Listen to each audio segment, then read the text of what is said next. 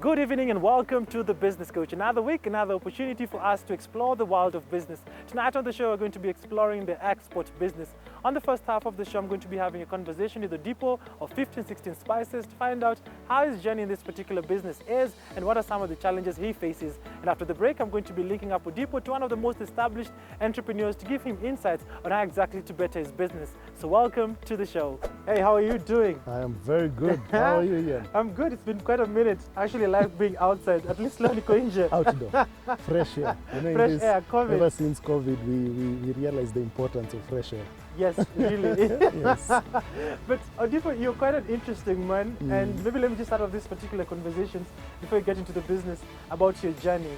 And I read somewhere that you once, amongst many of the businesses that you've ever started, one of it got into deep trouble, a 10 million hole. Hey, thoroughly. Yes, 10 me through million. 10 how million exactly Kenya did that shillings. happen? You see, what happened was we had a very good business model.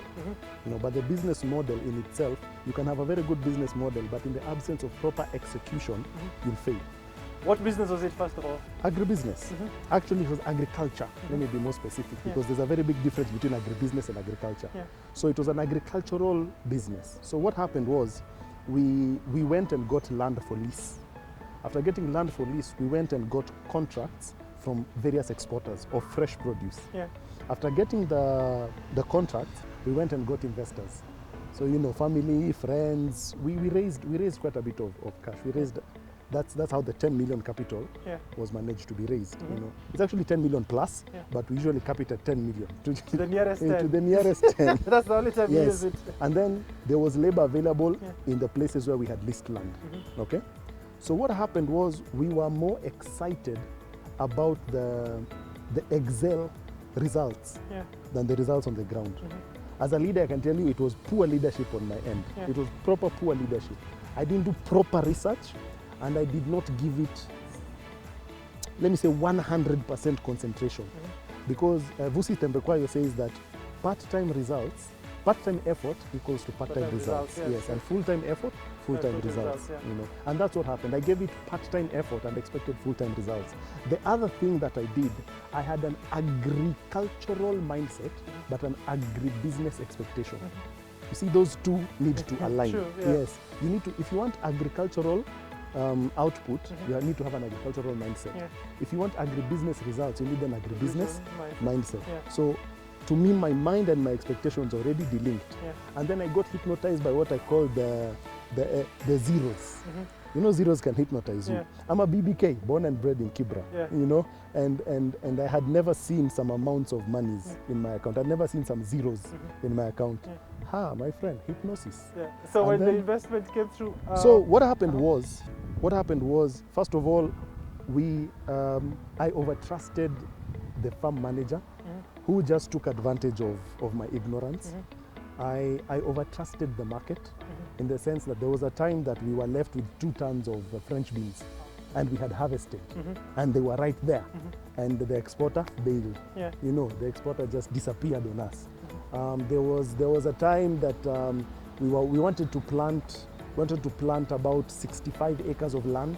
And this is the first time getting This was into first time. My goodness, you just started to eat big time. 65 acres, you know, we had greenhouses, the drip lines, we had the best seeds, and we had everything, you know. But you can have the best of everything, but in the absence of proper leadership, you'll fail. And to me, I peg it as the absence of proper leadership is what caused us to get into such a big hole. You know, thank God we are still getting out of it, imagine, to date. And this was 2015. 5 years later. 5 years later is when now we have actually learned, and we are getting out of it right now with our new model. We changed everything. Interesting. Yeah. All right, so we've started out on the whole. So just take me through how did you get yourself where you are right now? First of all, what exactly are you dealing in? Right now we're doing herbs and spices, and we are soon getting into essential oils and extracts, specifically for our primary market right now. We're targeting people who are doing rosemary and lemongrass for the extracts. Yeah. So our primary market right now is we are focusing on herbs and spices. We have the chilies, the turmerics, the garlics, the gingers in powder form. Interesting. Yes. And spices, I think we associate spices with the Indian Indians, culture. exactly. What exactly influenced you to get into this? What exactly was inspiration to this? One is my father loved spices ever since I was growing up. My father, I don't remember him eating food without some form of spice. Yeah. So I developed a liking for spice at a very young age. Yeah. There was a time in my life when my father would come with meat and he would specifically say, give this to, they called me Toto. So I was the last born until my sister came and dethroned me. Yeah. So they said, give this to Toto to cook. Yeah. And I cooked specifically according to how he loved it, and it was spicy. Yeah. So I've always had a love for spices ever since I was young. So growing up also, I started realizing that my love also for spices, one, I also have a passion for job creation. I have a passion for impact. I love seeing lives being changed. I love seeing lives being transformed. So I put all these things together. It was one big jigsaw puzzle. One, we needed to change our business model from where it was to where we want it to be to where it is right now. So one of the things that we have a vision for one job creation. How can we be able to employ as many people as possible, as quick as possible? The industry, farming. Farming is a big industry, so that one's already checked. So we looked at what, being a farmer, since I have been able to farm for quite a while, I know the pains farmers go through.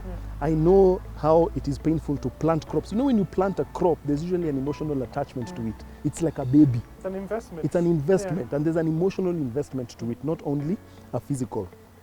So I know the pain of how it feels like to lose crop or not selling your crop and not getting the return on investment that you expected. So we looked at what crops can you be able to plant that can be able to secure the farmer and be safe, let's call it safe, and mitigate any form of risks. The first one we started with was rosemary. Rosemary is a very handy crop. Rosemary, first of all, can grow almost anywhere. Rosemary needs very little water. Rosemary needs very little maintenance. And rosemary, again, has very many uses across industries, not just in the food industry. So this is a particular crop that we could be able to give a farmer. A farmer plants for us, because right now we have outgrower services. A farmer plants for us, and we are the market for the farm. All right, so take me through the business model. So the business model is that you guys are not involved with the farm. You guys in the agribusiness. We're now in the agribusiness So space. for you, from what exactly I'm getting from you is that you get farmers who you get from the inputs, they get to plant, and you look for the market. We are the market. because we process and package. Yes. So we'll get, for instance, if you're a farmer, Zian is our farmer, you've planted 10 acres of rosemary. You can be sure that the 10 acres of rosemary will be bought by us. We have one, rosemary powder, and our brand name 1516. Two, there's rosemary leaves, which we're also selling to various food industries. When we have oil, and then we have the extract. Interesting. Those are already 4 different Products. industries All right. from one product. Interesting. Yeah. And one of the interesting things that I'm getting from your story is that there are 2 perspectives into your journey. There's this particular journey that you're on right now. There's the failure you'd had before. So what are some of the lessons that you picked out from the past experience that you had in enabling you now build this particular brand that you're trying to create right now? Well, one key lesson is it is possible to raise more capital than you need. Don't at all. Don't raise more capital than you need. Secondly, only get the capital that you have use for. Don't get money and think of where to use it. Have a use and then get the money, you know. Thirdly, research. I cannot emphasize that enough. Research. Right now, the things we know about the spices that we are doing will shock even the industry players who have been around for a very long time. Fourthly, do not lie to your investors. If you owe people money, do not lie, even when they think you are. That one I can tell anyone who is in debt and who's getting out of debt like us. Stick to your truth. Just tell them the truth. If you're looking for the money, tell them I'm looking for the money. If you haven't gotten the money, just tell them I haven't gotten the money. Don't try to be witty, and don't try to lie, don't try to deceive. Because unfortunately, there are some people, I have met people who, in telling the truth is when you look like you're lying. True. And if you choose to lie is when they will believe that is the truth. All right. But sticking to the truth will actually reduce your stress.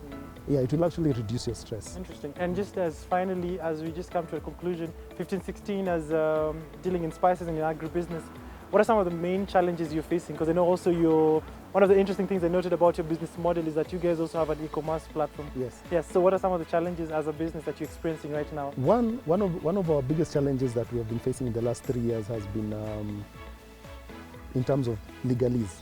Legalese in terms of registration and paperwork. You know, in order to do proper business, you need things like KEBS. And some of these things take too long, honestly speaking, and they're damaging to small businesses, startups like ours. You'll find, like, for instance, we presented our papers to KEBS in 2019, okay? Even before Corona. Even before Corona, even before Corona. And the process has taken so long. We had 5 products that we had put to be certified, you know. We only got the certificates literally this year for 2. Yeah. And we had to resubmit 3 because the storage was, they had too much moisture. So they were rejected. So we had to resubmit. You see, such things can take a bit too long. And at the time we actually had an order from Quickmart. They told us, by the way, you can be able to supply. So here we are, we have an order already, but we don't have the certification because it is taking too long. I get you. Yeah, so that's one of the problems that we're actually facing in terms of just trying to do business, you know. Secondly, an overload of information. How now? You see, too much of anything can be poisonous, you know. So unfortunately, an overload of information can do 2 things. One, it can generate a lot of fear in terms of the information that you get in relation to a particular, for instance, the way you have mentioned, the industry that we are in is predominantly Asian. Yes. So when you tell someone I'm actually going into this particular industry, people tell you, Tawezana. Tawezana kweli. But here you are. Yes, and they bring up the big names, you know, so it can be a bit discouraging. And even when you go online, everyone who has tried has failed. Everyone who has tried, so it can be disadvantaged in terms of it can bring in fear. All right. The other thing, it can be very it can be paralyzing. You know, the paralysis, analysis paralysis. Yes, analysis paralysis. It can be analysis paralysis. All right. But you know, when you're getting into such a business, the last thing that you should have is fear. All right. Or rather, you will have fear, Yeah. but counter it. Interesting. Yes. Wow. As you can go on and on, but you have to take a short commercial break. So after the break, I'm going to be having linking up our depot to the main entrepreneurs in this particular export business, just to see how exactly we can help better the business. So don't touch that dial. I'll see you after the break.